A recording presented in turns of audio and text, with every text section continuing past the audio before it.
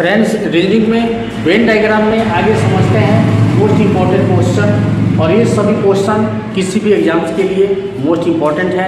और आपके सामने ऐसे क्वेश्चन लाए हैं जो किसी न किसी एग्जाम्स में जरूर पूछे गए हैं। समझते हैं क्वेश्चन को। क्वेश्चन में देख सकते हैं वेन डायग्राम है इंग्लिश का, हिंदी का और तमिल का। ये भाषा बोलने वाले, हिंदी भाषा बोलने वाले हैं JLNO देख सकते हैं, तमिल बोलने वाले ONMK, इंग्लिश वाले हैं IJILN और M। ठीक है। क्वेश्चन पूछा है वेन आलेख देखकर बताओ कितने लोग केवल एक भाषा बोलते हैं। केवल एक भाषा, ठीक है। एक भाषा का मतलब हुआ या तो इंग्लिश बोलते होंगे, हिंदी बोलते होंगे, तमिल बोलते होंगे। तो यहाँ देख सकते हैं तमिल वाले के हैं, ये केवल तमिल बोलते हैं। हिंदी वाले जे हैं जो केवल हिंदी बोलते हैं।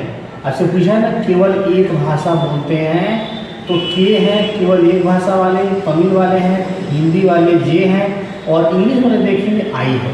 यानी IJK ऐसे लोग हैं जो केवल एक ही भाषा बोलते हैं। एक ही भाषा का मतलब ये नहीं हुआ कि केवल हिंदी बोलते हैं, केवल तमिल बोलते हैं।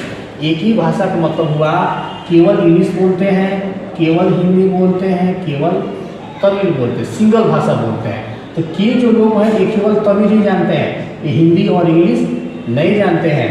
जे वाले लोग हैं जो केवल हिंदी जानते हैं, वैसे ही आई वाले हैं केवल इंग्लिश जानते हैं। आपसे यही क्वेश्चन पूछा है, तो यहाँ ऑप्शन नंबर बी बनेगा KJI। ठीक है, आगे बढ़ते हैं। ये वेन डायग्राम देख रहे हैं, इसमें ये नौकरी वाले हैं, ये शिक्षित हैं और ये युवक हैं।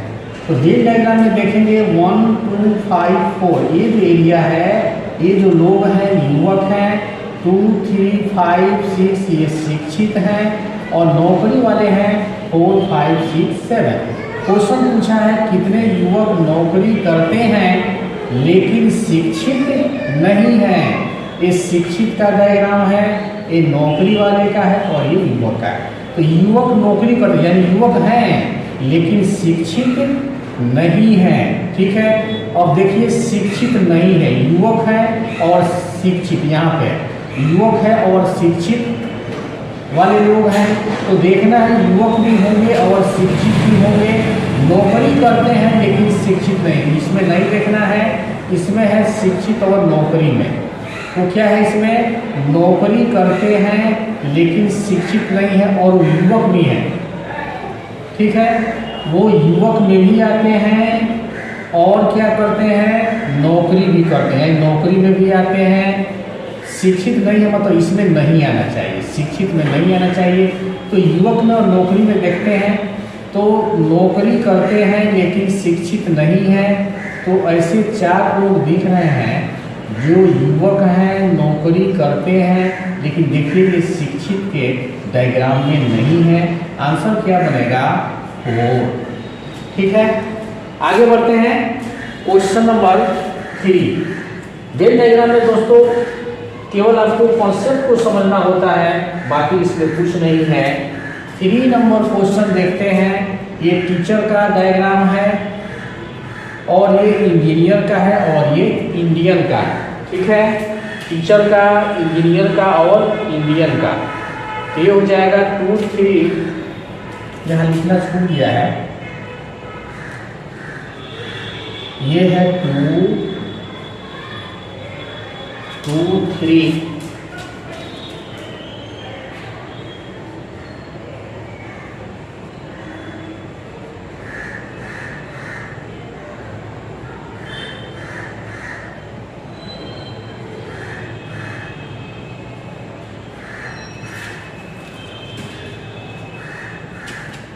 दोस्तों क्वेश्चन नंबर 3 है, ये टीचर के दायरे हैं, देख सकते हैं डायग्राम है, ये इंजीनियर का है और ये इंडियन का है।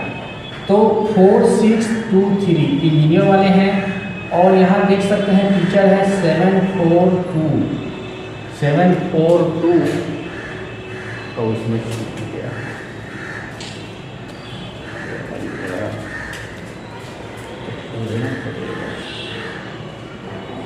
इंजीनियर शिक्षक, इंजीनियर प्राप्ति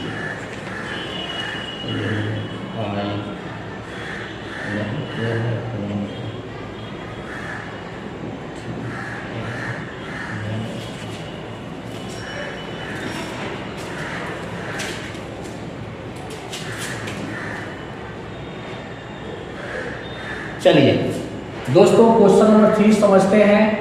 टीचर, इंजीनियर, इंडियन देख सकते हैं तो 4 6 2 3 इंजीनियर है, 7 4 2 1 ये टीचर वाले डायग्राम में है और इंडियन में है 1 2 3 5। ऐसे इंजीनियर जो न तो भारतीय है न ही अध्यापक, यानी वो इंडियन भी नहीं होना चाहिए और क्या नहीं होना चाहिए, टीचर भी नहीं होना चाहिए। ठीक है, ऐसे इंजीनियर में देखना है जो न तो भारतीय है न ही अध्यापक है, यानी आपसे पूछ रहा है इसमें कौन सा डिजिट है जो इंडियन में भी नहीं है और अध्यापक में भी नहीं है। तो ध्यान से देखेंगे इसमें इंडियन का यह है 1 2 3 5 और अध्यापक में 7 4। तो देख सकते हैं भारतीय नहीं होना चाहिए और टीचर भी नहीं होना चाहिए। तो यहाँ जो इस क्वेश्चन का आंसर बनेगा वह डिजिट होगा 6 नंबर, क्योंकि 6 जो है केवल इंजीनियर में है, टीचर में भी नहीं है और इंडियन में भी नहीं है। दोस्तों क्वेश्चन नंबर 4 देखते हैं। ये डायग्राम देख सकते हैं और ये डायग्राम जो है ना कुल 500 विद्यार्थियों का वेन डायग्राम है, जिसमें से ये लोग अनुत्तीर्ण है, किसी एग्जाम में बैठे हैं तो अलग अलग सब्जेक्ट में ये लोग फेल हैं, उनका ये डायग्राम है, अनुत्तीर्ण है। इंग्लिश वाले का देख सकते हैं, फिर ये हिंदी वालों का है और ये मैथ वालों का। सवाल देखते हैं, विभिन्न परीक्षाओं में अनुत्तीर्ण विद्यार्थियों का वेन डायग्राम जिसमें कुल 500 विद्यार्थी हैं, बताओ कम से कम 2 विषयों में अनुत्तीर्ण छात्रों का प्रतिशत क्या है। कुल कितने ऐसे छात्र हैं जो कम से कम 2 सब्जेक्ट में फेल हैं, 2 सब्जेक्ट या 3 सब्जेक्ट हैं।